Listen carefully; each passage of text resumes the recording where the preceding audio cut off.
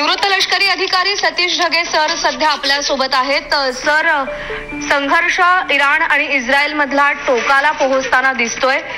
या दोन्ही देशांमधल्या संघर्षाचे काय परिणाम होतील आणि कशा पद्धतीनं सध्या ज्या पद्धतीनं आण्विक तळांवरती हल्ले केले जात आहेत, कोणत्या दिशेला चाललाय हा संघर्ष? नक्कीच प्रज्ञा, वेस्ट एशिया पश्चिम आशियामध्ये परिस्थिती जी आहे स्फोटक बनत चाललेली आहे. कारण आपण जसं पाहिलं की इस्रायलनं इराणमध्ये त्यांच्या मर्मस्थानावरच हल्ला केला होता. त्यांचे जे युरेनियम एनरिचमेंट सेंटर होते, न्यूक्लिअर टेक्नॉलॉजी सेंटर होते, आणि एवढंच नाही तर त्यांच्या 6 सिनियर मिलिटरी कमांडर्सला आणि 9 न्यूक्लिअर सायंटिस्टला त्यांना एक प्रकारे त्यांचा खात्मा करण्यामध्ये इस्रायलला यश मिळालं होतं.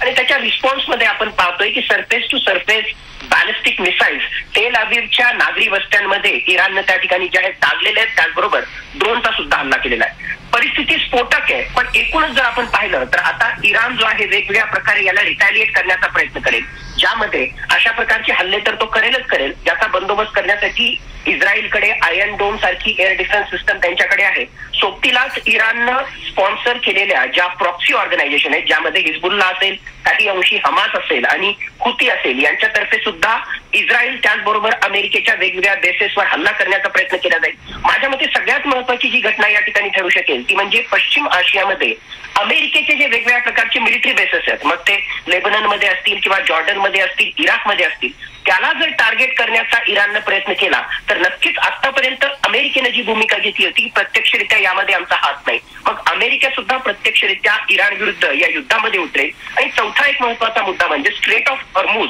ज्याच्या माध्यमातून 30% सुद्धा जास्त महत्वाच्या शिप त्या ठिकाणी ट्रॅव्हल करतात, त्यावर जो आहे पूर्ण कंट्रोल इराणचा आहे. आणि इराण त्याला चोक करू शकतो, एक प्रकारे स्ट्रेट ऑफ हॉर्मुझला चोकिंग पॉइंट म्हणून वापरू शकतो. असे वेगवेगळे पर्याय इराणकडे आहेत. पण तरी सुद्धा मला वाटतं की इराण हा फक्त पेपर टायगर आहे. कारण आतापर्यंत इतिहास जर त्या ठिकाणी पाहिला तर त्यांचा IRGCचा कमांडर तो मारला गेला होता. त्याचबरोबर वेगवेगळ्या प्रकारच्या त्याच्या प्रॉक्सी ऑर्गनायझेशन विरुद्ध इस्रायलनं कारवाई केली होती. आणि हे सगळं करून सुद्धा इराण काही विशेष करू शकला नाही, ज्याच्या माध्यमातून इस्रायल किंवा अमेरिकेच्या जोडगोळीच्या आक्रमकतेला तो आतापर्यंत थांबवू शकला नव्हता. हे सत्य आहे. म्हणून इराण जो आहे येणाऱ्या काळामध्ये कारवाई करेल, पण तो कितपत यशस्वी होईल याच्याविषयी माझ्या मनात साशंकता आहे. आणि आता सुद्धा मला त्या ठिकाणी वाटतं की तो पेपर टायगर आहे. पण एकूणच पाहता परिस्थिती जी आहे वेस्ट एशियामध्ये स्फोटक झालेली आहे आणि त्याचे विपरीत परिणाम तिथलं रिजनल एस्केलेशन आपण ज्याला म्हणू, तो क्षेत्रीय संघर्ष वाढवण्यावर होणार हे मात्र नक्की.